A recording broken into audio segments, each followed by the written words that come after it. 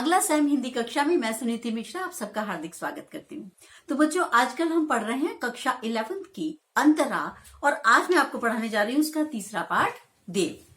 तो कवि देव जो है, इनके बारे में पहले मैं आपको बताना चाहूंगी।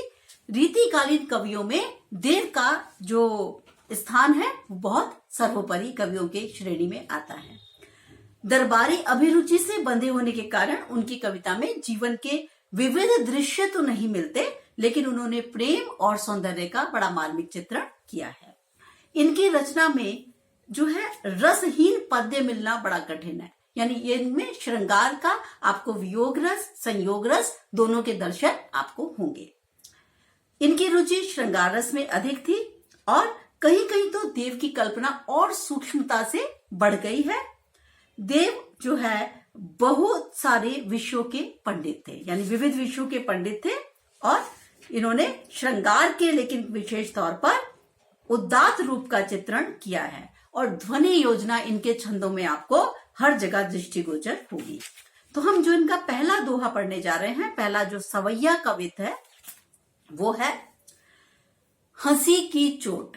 तो बच्चों, इसमें क्या है कि ये कविता जो है एक विप्रलंब का अच्छा उदाहरण प्रकट करती है। इसमें बताया गया है कि कृष्ण के मुंह फेर लेने के बाद गोपियां मानो हंसना ही भूल गई हैं। वे कृष्ण को खोज खोज के थक गई हैं कि और आज वे कृष्ण के मिलने की आशा पर ही जीवित है। तो बच्चों, ये जो पहला है हंसी की चोट, हुआ क्या कि कृष्ण ने पहले गोपी की तरफ मुस्कुरा कर देखा और उसके बाद मुंह फेर लिया। अब उस गोपी की क्या दशा हुई है, इस सवैये में हम उसको पढ़ेंगे। तो वो गोपी क्या कहती है, सासन ही सो समीर गयो अरु आसन ही सब नीर गयो ढरी, तेज गयो गुण ले अपनो अरु भूमि गई तन की तनता करी। तो ये जो वर्णन है गोपी की मार्मिक दशा का वर्णन है कि अंतिम पंक्ति में वो कह दे कि जिस दिन से हरि ने मुझे मुस्कुरा कर देखा, उस क्षण से ही गोपी उसी पल में रह गई। तो और बाद में कृष्ण ने मुंह फेर लिया, तो अब वो वियोगावस्था में है। ये बता रही है कि सासन ही सो समीर गयोरु, यानी विरह अवस्था में वह तेज तेज सांसें छोड़ती है, और जिसकी वजह से उसके शरीर का वायु तत्व समाप्त होता है। जरा आप जानते हैं कि हमारा शरीर 5 तत्वों से बना है, भूमि, जल, वायु, आकाश और अग्नि। तो ये बता रही है कि 4 तत्व तो मेरे शरीर के खत्म हो चुके, अब मैं सिर्फ एक तत्व के सहारे हूं, बचा आकाश तत्व। तो पहला तत्व कैसे बता रही है कि सांसें, गरम गरम सांसें, तेज तेज सांसें छोड़ने से उसका शरीर का वायु तत्व समाप्त होता चला जा रहा है, यानी वह कृष्ण के वियोग में इतनी व्याकुल है। अब दूसरा उसने कहा आंसुन ही सब नीर गयो ढरी, और दूसरा तत्व कौन सा था हमारा, पानी। तो श्री कृष्ण के वियोग में आंसू बहा बहा कर उसके शरीर का ये तत्व भी अब समाप्त प्राय होता चला जा रहा है। तीसरा है तेज गयो गुण ले अपनो, और इस प्रकार से जो तेज का तत्व है यानी अग्नि का तत्व है वो भी अपनी गुणवत्ता समाप्त करता चला जा रहा है, यानी वियोग की पीड़ा को झेलते झेलते उसका शरीर बहुत कमजोर हो गया है। फिर क्या, अरु भूमि गई तन की तनुता करी, यानी जो मेरा भूमि तत्व है वो भी शरीर को कमजोर होते होते होते होते मेरे शरीर का भूमि तत्व भी अब समाप्त होने लगा है।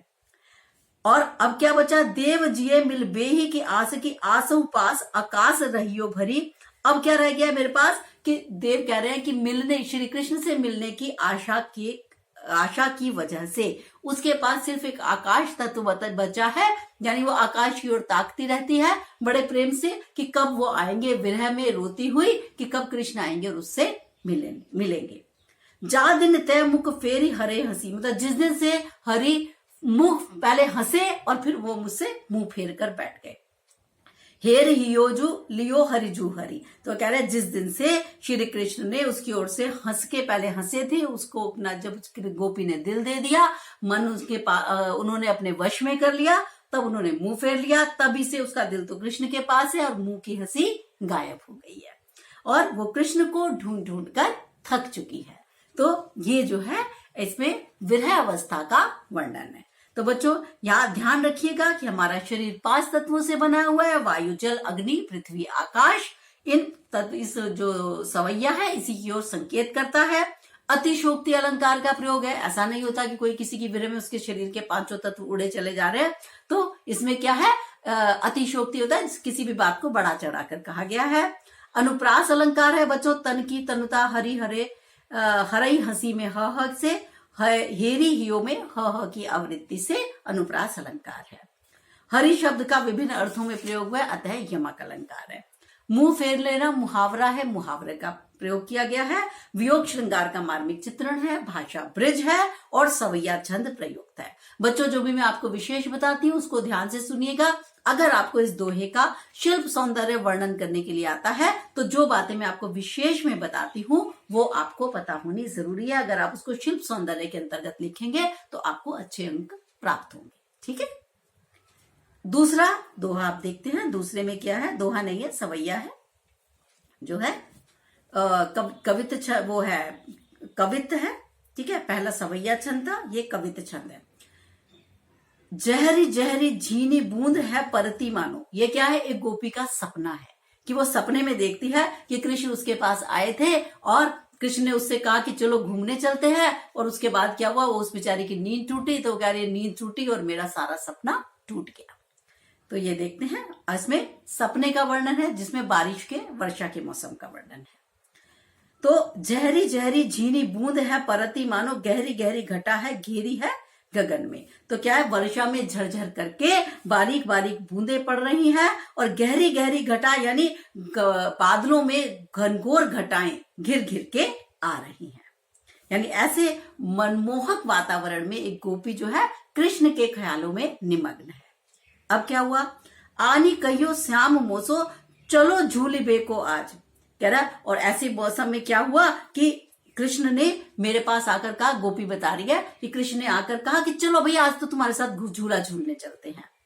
फूली न समानी भई ऐसो हो मगन में, और मैं ये सुनते ही गोपी फूली नहीं समाई और उसने कहा मुझे तो अत्यधिक प्रसन्नता का अनुभव हुआ और मैं इतनी प्रसन्न हुई कि कितनी के चाहत उठ योई उठी गई सो निगोड़िनी, कि जैसे ही मैंने कृष्ण के प्रस्ताव पर उठने का प्रयत्न किया उनके साथ चलकर अचानक से मेरी नींद खुल गई, यानी वो सपना देख रही थी। तो उसने कहा अचानक से मेरी नींद खुल गई और मैं जाग गई।